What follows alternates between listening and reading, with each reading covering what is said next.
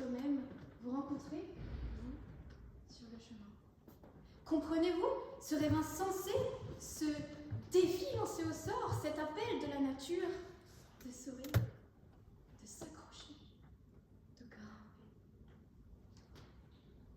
Pourtant, que la montagne est belle. Jean Ferrat nous en parlait déjà, avec son vol d'hirondelle.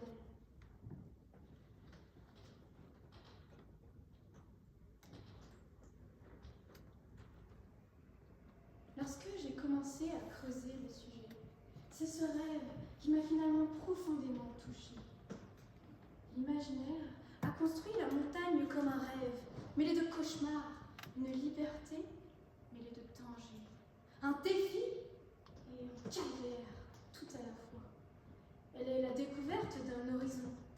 Elle est la transformation qui peut, paraît-il, nous révéler ou nous détruire. De sages cagneux nous dire, en un jour béni, « Laissez-vous transformer par la prépa, haha !» Je cite. Il est vrai que quelquefois, c'est la prépa qui nous apparaît comme une montagne. Et pourtant, nous en avons tous entamé l'ascension, mes amis, quitte à dégringoler et remonter, toujours avancer, toujours s'entêter.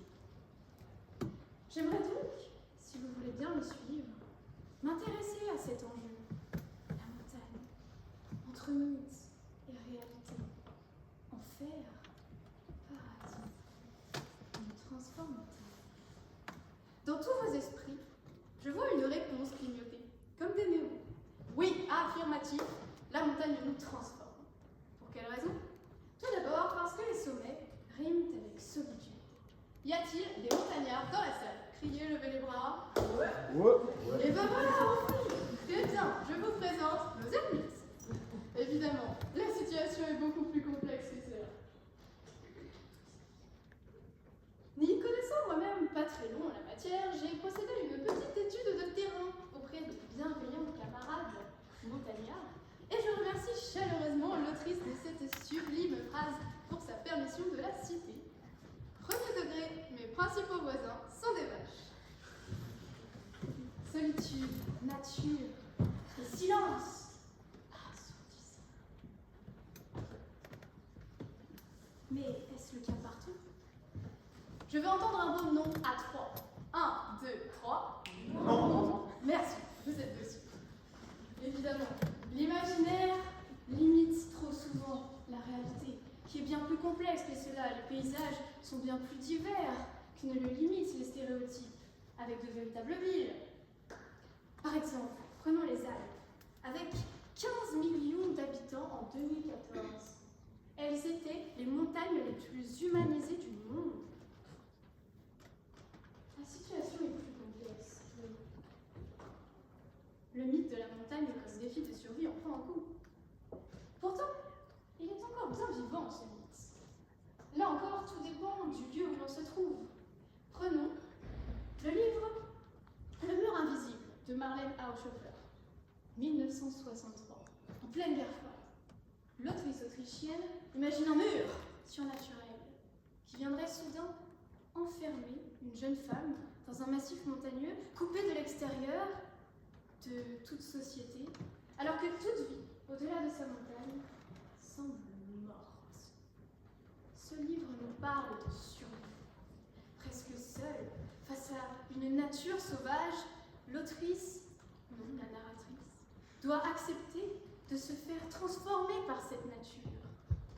Qu'en résulte-t-il?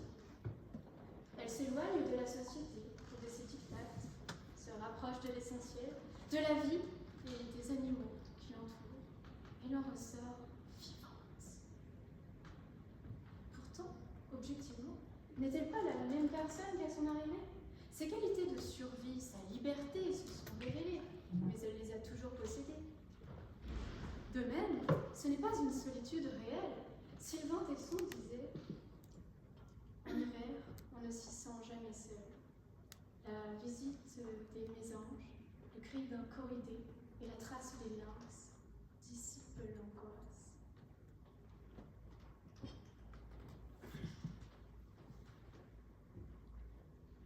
Et si finalement, la montagne ne nous transformait pas, mais nous révélait à nous-mêmes?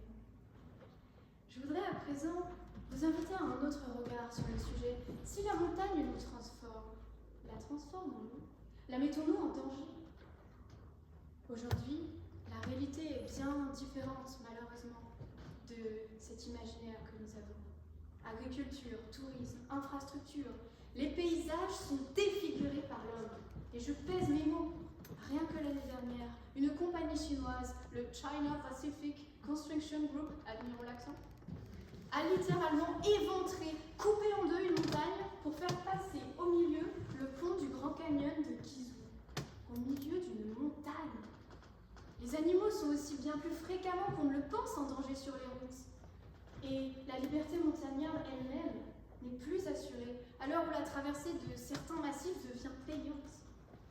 Protéger la nature est notre responsabilité à tous. Ainsi, chers jurés, chers amis préparationnels, n'oublions pas une chose.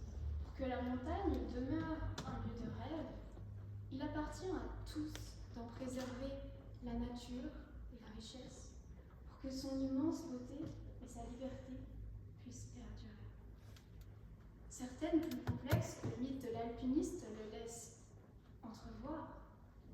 Les montagnes doivent continuer de nous transformer. Laissons-les continuer de nous embarquer dans des montagnes russes émotionnelles. Comme la prépa, l'essentiel demeure la vue qu'elle nous offre, les sommets qu'elle nous permet d'atteindre, ce qu'elle nous faut découvrir. Alors surtout, n'oublions pas de continuer de gravir l'Everest, mes amis. Car, comme le dirait Mallory, il est toujours là.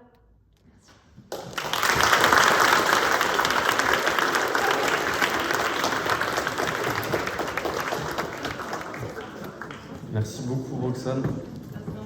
On va accueillir